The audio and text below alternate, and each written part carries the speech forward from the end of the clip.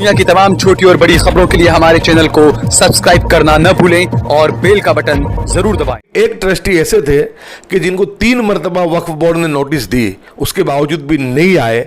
तो उस वक्त में ऐसा हुआ कि उनको मृत माना गया। मैं ट्रस्टी उस पर बिल्कुल नहीं था। मैं ट्रस्टी बना हूँ 2020 में। तो 18 में जब मैं ट्रस्टी नहीं था, इस विवाद से तो मेरा कोई लेना देना ही नहीं था। लेकिन जब जिस वक्त वो ट्रस्टी वापस से आया और उसने कहा कि मैं तो जिंदा हूं और मेरा नाम इसमें नहीं है, तो वक्फ बोर्ड ने उनको सुना और सुनने के बाद इस ट्रस्टियों से भी मशवरा किया। तो जो नए ट्रस्टी बने थे उन्होंने उनको तुरंत ही उसमें शामिल कर लिया। सूफी अनवर बाबा जो अपने आप को जो भाजपा के नेता है, लघुमती मोर्चे के आगेवान है, वो और मसहदी साहब और दूसरे भी कुछ लोग थे, उन्होंने मिलकर के प्रेस कॉन्फ्रेंस की और उसके अंदर ये कहा, सही बात उन्होंने नहीं बताई। उन्होंने नहीं कहा कि ट्रस्टी मंडल का विवाद था और इस विवाद के अंदर ये ट्रिब्यूनल ने जजमेंट दिया। उन्होंने ये कहा कि जमीन का बहुत बड़ा घोटाला था। प्रोपेगेंडा इसलिए चलाया गया कि जब कॉरपोरेशन के चुनाव थे, भारतीय जनता पार्टी के सामने विधानसभा में अल्हम्दुलिल्लाह हक बात जो है डंके की चोट पे मैं करता हूँ और उनको आंख में मैं चुपता भी हूँ, क्योंकि उनको ये है कि ये आदमी जो है वो हमारे कंट्रोल में नहीं रहता है। तो इन्होंने 2017 में भी जब मेरा चुनाव था, उस वक्त में यही भाजपा के लोगों ने, जो आज के गृह मंत्री हैं अमित शाह, उन्होंने 17 मुस्लिम अपक्ष उम्मीदवारों को मेरी दरियापुर विधानसभा में खड़ा किया था। एक कांग्रेस के अपक्ष उम्मीदवार को भी खड़ा किया था जो कांग्रेस के पूर्व म्यूनसिपल काउंसिलर थे और 70 लाख रुपए उनको दिए थे। लेकिन अल्हम्दुलिल्लाह उस वक्त भी मेरी जीत हुई, क्योंकि मुझे हिंदू मुस्लिम दोनों साथ देते हैं और जो अमित शाह की जो राजनीति थी वो वहाँ पर फैल हुई और अल्हम्दुलिल्लाह। तो जिन लोगों ने ये लांछन लगाया, ये प्रोपेगेंडा क्रिएट किया, क्या उनके खिलाफ भी कोई कार्रवाई, मानहानि या कुछ करना चाहते हैं? आप कुछ ऐसा सोच रहे हैं आप? बिल्कुल, ये मेरा अधिकार और मेरा हक है और मैं ये कानूनी कार्रवाई में करूँगा। लेकिन अभी जो 9 दिसंबर को जो फाइनल हियरिंग है वो कंप्लीट एक मरतबा हो जाए, क्योंकि हमारा जो मामला था वो तो अल्हम्दुलिल्लाह क्लियर हो गया। अब जो बाकी के मामले पे सुनवाई होनी है तो एक मरतबा ये होता है, तो इसके बाद एक बिल्कुल 110% मैं ज़रूर करने वाला हूँ और मैं करूँगा। आप देख रहे हैं देश लाइव, देश की आवाज़। मैं सहल कुरैशी। आज हम बात करेंगे अहमदाबाद में वक्फ के मामले जिस तरीके से सामने आते हैं, अलग अलग कई बार घोटाले, ये भी कहा गया कि वक्फ जो है वो घोटालों का वक्फ है। कई लोग ये बातें कहने लगे। एक मामला पिछले दिनों काफ़ी सुर्खियों में था, गुजरात का ये मामला था, अहमदाबाद से जुड़ा हुआ वक्फ बोर्ड का बीबी मियाँ कब्रिस्तान से जुड़ा हुआ मामला था। इस पूरे मामले को लेकर काफ़ी सुर्खियों में लाया गया इस मामले को और इसमें उछाला गया कांग्रेस के विधायक गियासुद्दीन शेख का नाम। इस मामले को लेकर कोर्ट पहुंच गए और कोर्ट में जो है वो बड़ी राहत मिली। कोर्ट ने जो फैसला दिया उसी मामले पर हम बात करेंगे कांग्रेस के विधायक गियासुद्दीन शेख साहब से, जो कि दरियापुर से विधायक हैं कांग्रेस के। गियासु भाई, सबसे पहले तो बहुत बहुत स्वागत है आपका देश लाइव में। गियासु भाई, जिस तरीके से ये सुर्खियाँ बनी थी, आपके नाम को जो उछाला था, आपने उस वक्त भी कहा था कि मैं गलत नहीं हूँ और आपने जो बातें कही थी और उसके बाद में कोर्ट ने इंसाफ दिया। ये क्या कोर्ट ने क्या फ़ैसला दिया है, क्या है, थोड़ा सा आप तफसील से कुछ बताएंगे? दरअसल साल भाई, ये जो पीरन बीबी माँ कब्रिस्तान है, इसका 2018 में एक नया ट्रस्ट बना था और उसके जो ट्रस्टी थे वो रशीद मुल्ला और तौफीक खान पठान के साथ दूसरे भी कुछ लोग शामिल थे। उस वक्त में मैं 2018 में जब ट्रस्ट बना, उस वक्त में मैं ट्रस्टी उसमें नहीं था। अब जब वो 2018 में ट्रस्ट बना, वो क्यों बना? वो ट्रस्ट इस वजह से बना कि इसमें जो ट्रस्टी थे मसहदी साहब और उनके दीगर दूसरे जो लोग थे, वो लोगों ने उनके वालिद के गुजरने के बाद 7 साल तक उस ट्रस्ट के अंदर नामों को कहीं भी शामिल दूसरे नामों को किया नहीं और वो भी जो वारसागत ट्रस्टी थे खुद के नाम को भी उन्होंने शामिल नहीं किया और कोई भी रिपोर्ट उन्होंने वक्फ बोर्ड के सामने नहीं रखा। और तो वहाँ के मुकामी लोगों ने ये तय किया कि भाई ये जो जगह है इतनी के लोग यहाँ पर अपने लोगों को दफन करते हैं, अहमदाबाद का दूसरा सबसे बड़ा कब्रिस्तान है तो और इसकी हिफाजत होनी चाहिए। और ये बात सही है कि वक्फ घोटालों का मामला पूरे हिंदुस्तान के पैमाने पे बहुत बड़े तरीके से चल रहा है। तो कुछ लोगों ने इकट्ठा होकर के ये तय किया कि हम नया ट्रस्ट बनाएंगे, और नया ट्रस्ट बनाने के लिए जो चीज़ प्रोसीजर वो लोगों ने की, वक्फ बोर्ड में एक एप्लीकेशन दायर की, उसमें पुराने ट्रस्टियों को उसमें से नोटिस दिए गए कि अगर किसी को कोई भी अपना वांधा सूचन है वो उसके अंदर दे सकते हैं। किसी को एतराज है अगर या ऑब्जेक्शन है तो वो अपने तरीके से उसको दे सकते हैं। लेकिन एक ट्रस्टी ऐसे थे कि जिनको 3 मरतबा वक्फ बोर्ड ने नोटिस दी, उसके बावजूद भी नहीं आए। तो उस वक्त में ऐसा हुआ कि उनको मृत माना गया कि शायद इस दुनिया से वो जा चुके हैं। कानूनी तौर पर ही तमाम कार्रवाई हुई और उस वक्त में ट्रस्ट को बना दिया गया। जब 2018 में ट्रस्ट बन गया, उसके जब ये जो हुई कार्रवाई तब तक आप ट्रस्टी नहीं थे? नहीं, मैं ट्रस्टी इसमें बिल्कुल नहीं था। मैं ट्रस्टी बना हूं 2020 में। तो 18 में जब मैं ट्रस्टी नहीं था, इस विवाद से तो मेरा कोई लेना देना ही नहीं था। लेकिन जब जिस वक्त वो ट्रस्टी वापस से आया और उसने कहा कि मैं तो जिंदा हूं और मेरा नाम इसमें नहीं है, तो वक्फ बोर्ड ने उनको सुना और सुनने के बाद ये ट्रस्टियों से भी मशवरा किया।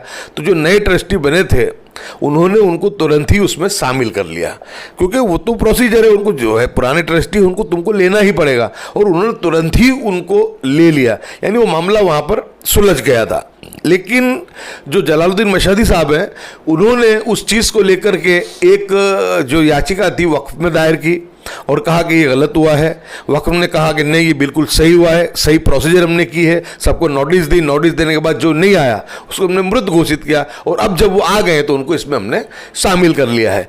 तो उस ऑर्डर को लेकर के जलालुद्दीन मशहदी वगैरह जो थे वो वक्फ ट्रिब्यूनल में गए, और वहाँ पे उन्होंने वक्फ बोर्ड का जो जजमेंट था उसके खिलाफ उन्होंने वहाँ जो अपनी याचिका उसमें उन्होंने दायर की। अब 2020 के करीब आखिरी दिनों में, कोरोना की शुरुआत से थोड़े वक्त पहले, मेरे पास तौफीक खान पठान और रशीद मुल्ला आए। उन्होंने मुझसे कहा कि इतनी बड़ी प्रॉपर्टी है और इसका मिसयूज़ हो रहा है। बहुत सब लोगों ने वहाँ पे भाड़े पे भी जगहों को दे दिया, और कुछ ज़मीनें तो बेचने की साजिश भी जो पुराने ट्रस्टी वो कर रहे हैं। तो आप इसमें शामिल हो और हम सब मिल करके इसकी हिफाजत करेंगे। मैंने उस वक्त में उनको बिल्कुल मना किया कि मेरे पास इतना वक्त नहीं है, मुझे गुजरात भर में जाना पड़ता है और MLA होने की वजह से मेरे कामकाज भी बहुत रहते हैं। लेकिन उन्होंने मुझे बहुत समझाया कि अगर ये हमारे जो बड़े थे, हमारे जो वली अल्लाह थे, उन्होंने उस वक्त में बहुत दूरअंदेशी के साथ इतनी बड़ी बड़ी ज़मीनें जो थी वक्फ की, और अब उन ज़मीनों को अगर हम लोग नहीं संभालेंगे तो फिर इस ज़मीनों को संभालेगा कौन? इस जिम्मेदारी से हमको भागना नहीं चाहिए। तो उस वक्त में फिर मैं बहुत इमोशनल हुआ और मैंने कहा कि ठीक है चलो, मैंने उस पर साइन की और मेरे को उस पर बना दिया गया। तो यानी 2018 में क्या हुआ वो तो मुझे पता नहीं था। 2020 में बना जब तो कोई विवाद नहीं था। अगर विवाद था भी तो 2018 के जो ट्रस्टी बने थे नए, उनके सामने था। लेकिन उस मामले को भी सुलटा दिया गया था। लेकिन अचानक से जब म्यूनिसिपल कॉरपोरेशन के चुनाव आए, उसके ठीक 2 महीने पहले वक्फ ट्रिब्यूनल, आप जानते हैं कि ट्रिब्यूनल जितनी भी होती हैं वो सरकार के दबाव में चलती है और सरकार के कहने से चलती है, क्योंकि उसमें ज़्यादातर रिटायर जो जुडिशल मजिस्ट्रेट वगैरह जो होते हैं या रिटायर्ड अधिकारी होते हैं उनको इसमें रखा जाता है। तो वो लोग जो है वो सरकार के दबाव में काम करते हैं। और चुनाव के ऐन वक्त में मुझे तो नोटिस भी नहीं मिला था, मुझे तो कभी सुनवाई के लिए बुलाया भी नहीं गया था, और डायरेक्ट मुझे मीडिया से पता चला कि आपके खिलाफ एक जजमेंट आया है आज। मेरे खिलाफ जजमेंट? कौन सा जजमेंट? तो मैंने तहकीकात की तो बोले कि भाई वो जो इसमें आप ट्रस्टी बने। मैंने कहा मैं तो 2018 में था भी नहीं, मैं तो 2020 में बना हूँ।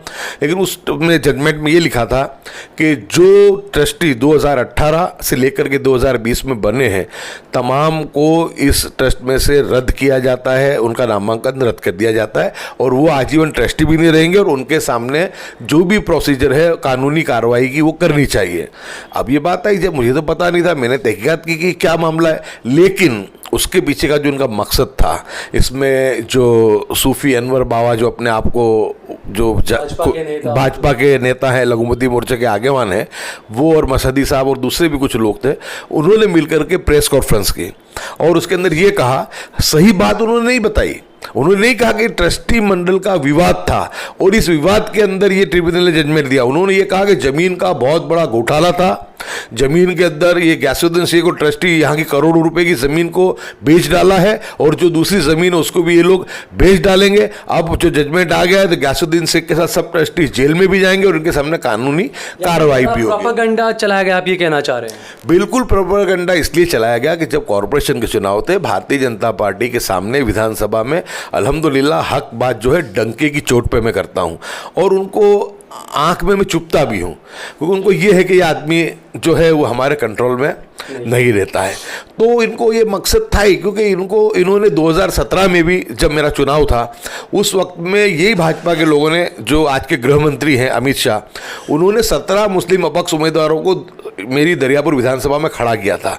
एक कांग्रेस के अपक्ष उम्मीदवार को भी खड़ा किया था जो कांग्रेस के पूर्व म्यूनसिपल काउंसिलर थे, और 70 लाख रुपए उनको दिए थे।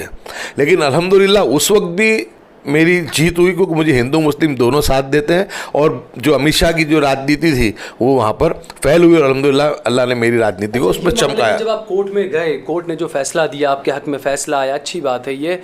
तो अब जिन लोगों ने ये लांछन एक तरह से लगाया था, क्योंकि किसी भी, आप तो एक चुने हुए प्रतिनिधि हैं, एक आम आदमी पर भी कुछ गलत अगर लगता है तो एक बड़ा लांछन होता है, इस तरह का ज़मीन घोटाला और ये तमाम चीज़ें।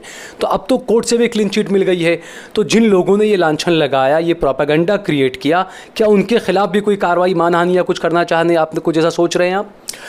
बिल्कुल, ये मेरा अधिकार और मेरा हक है, और मैं ये कानूनी कार्रवाई मैं करूँगा। लेकिन अभी जो 9 दिसंबर को जो फाइनल हियरिंग है वो कंप्लीट एक मरतबा हो जाए, क्योंकि हमारा जो मामला था वो तो अल्हम्दुलिल्लाह क्लियर हो गया। अब जो बाकी के मामले पे सुनवाई होनी है, तो एक मरतबा ये होता है, तो इसके बाद एक बिल्कुल 110% मैं ज़रूर करने वाला हूँ और मैं करूँगा। तो मेरी जो बात अधूरी रही कि जिस तरह भी 2017 में इन लोगों ने मेरे सामने मेरे खिलाफ ये मामला किया था, क्योंकि भारतीय जनता पार्टी का एक ही मामला है कि वो ये चाहती है गुजरात के अंदर मुस्लिम मुक्त विधानसभा बनाई जाए। दूसरा उनका यह है कि इसको गंगा जल से शुद्ध किया जाए। लेकिन अल्हम्दुलिल्लाह आज तक तो भारतीय जनता पार्टी इस काम को अंजाम नहीं दे पाई, और इंशाल्लाह आगे भी नहीं दे पाएगी।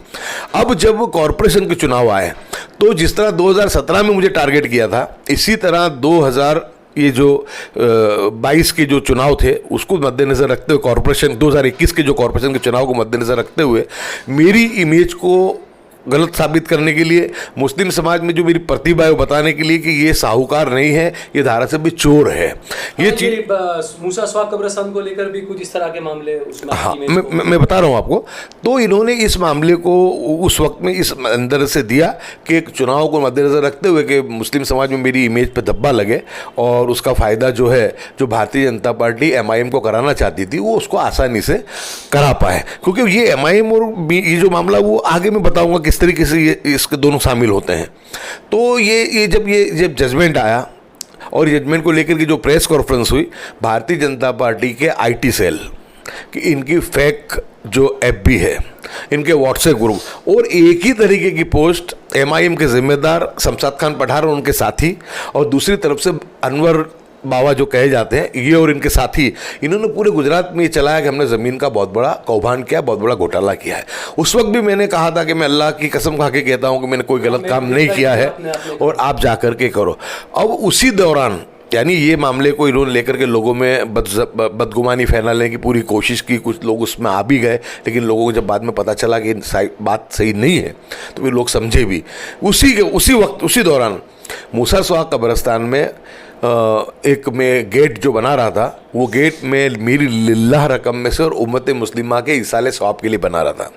और उसी वक्त शमशाद खान पठान और इनके साथी जो MIM के जिम्मेदार अहमदाबाद के, ये मूसा स्वाग कब्रिस्तान में गए, और कब्रिस्तान के बीच में खड़े रह करके इन्होंने झूठ बोला। ये बोला कि ये ज़मीन तो शंकर सिंह वाघेला ने ले ली है, पीछे की मील, और यहाँ से गयासुद्दीन शंकर सिंह वाघेला को यहाँ से रास्ता बना करके देने वाला है। और बहुत अनाप शनाप जो एलिगेशन थे उन्होंने लगाया, और लोगों को बरगलाया और पार्किंग का काम रुकवा दिया।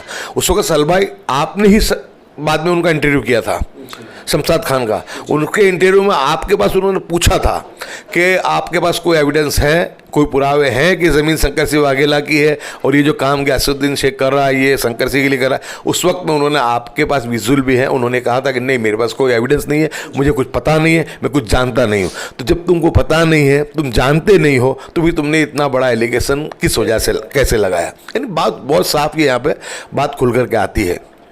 अच्छा, दूसरा, जैसे ये मामले हैं लांछन जो लगाए जाते हैं, लेकिन कोर्ट ने जो फैसला दिया, कोर्ट ने ये भी कहा कि जो ट्रस्टी आपको जब बनाया 2020 में, उसके बाद आपको कोर्ट ने मान्य रखा है कि आप ट्रस्टी हैं अब बीबी मियाँ कब्रिस्तान जो है वहाँ के, और वक्फ ने भी इस बात को मान लिया कि आप ट्रस्टी में आपका शुमार रहेगा।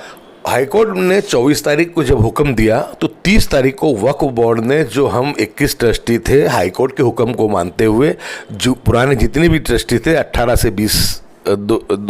से 20 के दौरान जो बने थे, उन तमाम को वापस से उसमें ले लिया है। उसका प्रमाण पत्र भी दे दिया है। उसकी प्रमाण पत्र की कॉपी मैंने आपको व्हाट्सएप भी की है कि उन्होंने हम तमाम लोगों को वापस से इसमें शामिल कर लिया है।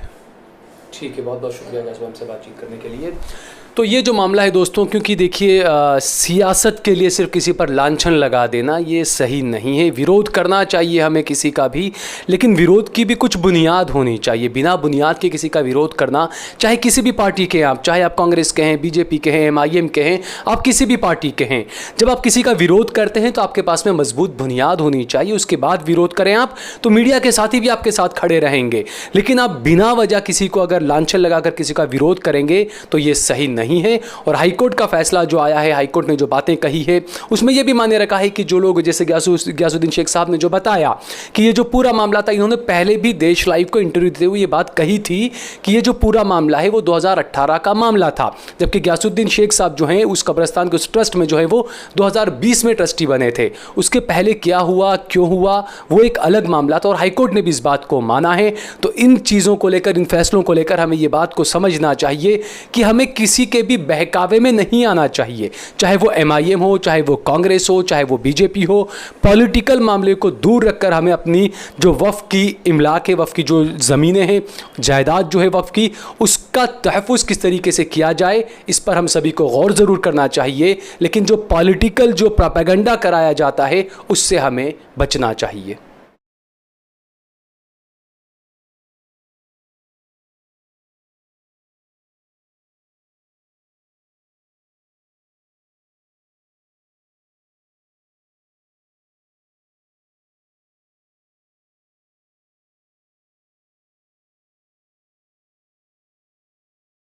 आप देख रहे हैं देश लाइव, देश की आवाज।